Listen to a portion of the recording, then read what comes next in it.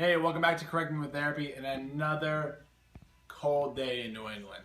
I think it's, right now the wind temperatures are like -1 outside. It's awful, there's snow everywhere. And what's the one thing you've been doing consistently every Sunday to Monday for the past 3 weeks? Shoveling. Shoveling and shoveling. And it's getting to be a pain in your back, physically and literally. You know, you spend all day on Sunday to Monday cleaning up snow, and you're in this position all day, up, tossing over your shoulder, twisting, getting into bad positions. Well, you shouldn't be feeling pain, and you shouldn't be feeling it, whether it's numbness, tingling, acute, sharp pains, dull pains, after shoveling. You should feel like you almost got a workout, because that's exactly what you're doing. And the one thing you should really be focusing on when you're shoveling is the hip hinge. The hip hinge is the biggest key to every single exercise, lower body exercise in the fitness world.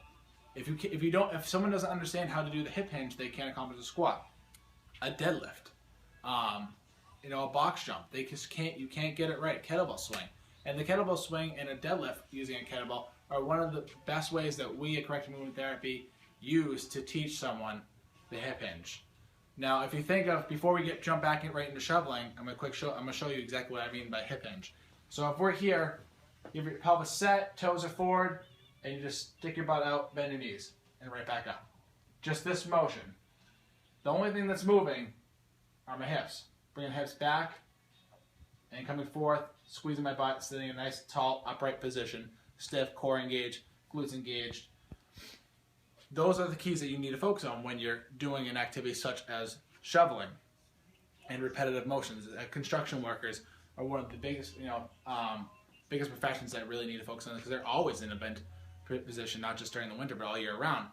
One of the best ways that we implement the hip hinge back in exercise, like I said before, is the deadlift and kettlebell swing. We start with the deadlift. Starting with a light, easy, moderate weight. You set up someone right over the kettlebell, knees bent, butt back, and then you guide them as you go down. Push them back a little bit, have their hips kick out, knees out, and slowly sit. Get into position always before you grab.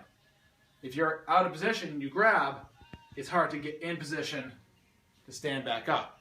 So I help you get into their position, then you grab the weight, chest up, back up. And the only thing that's happening is the same motion that we just showed without the weight. Here. If you were to imagine someone with a band standing in front of you, the band's over you and they're pulling the band, you don't want to think of just standing up. You want to think of your hips need to come up.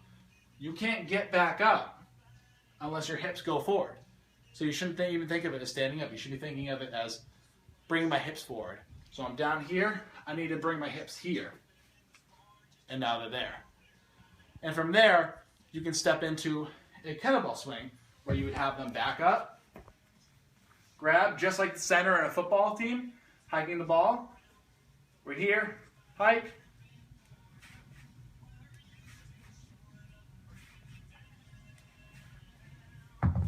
Once they grasp that motion and it's understood, they can now put it into perspective and into activity, such as we get back to the topic of shoveling, where you're always in this position.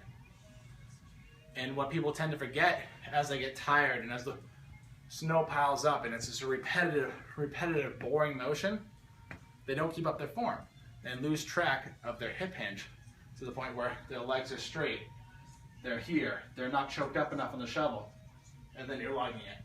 That's when you're going to develop pain. That's when you're going to develop a problem, and that's when you're going to result in injury. So constantly be reminding yourselves as you're shoveling, getting rid of all the snow, no matter how high the levels of snow are getting. I think we're at 72 inches now.